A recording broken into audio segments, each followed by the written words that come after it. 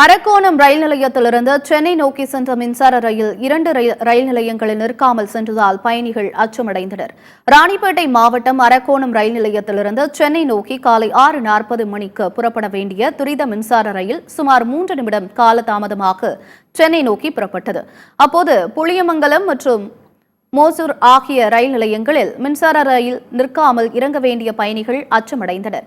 உடனடியாக பயணிகள் அபாய சங்கிலியை பிடித்து இழுத்து ரயிலை நிறுத்தினர். ரயில் நிற்காமல் சென்றது குறித்து பயணிகள் அதிகாரிகளிடம் கேட்டறிந்தனர்.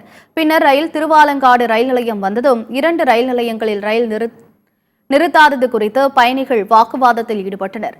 ரயில் நிற்காமல் சென்றது குறித்து ஓட்டுநர் மற்றும் சிக்னல் மேனிடம் ரயில்வே நிர்வாகம் விசாரணை மேற்கொண்டு வருகிறது.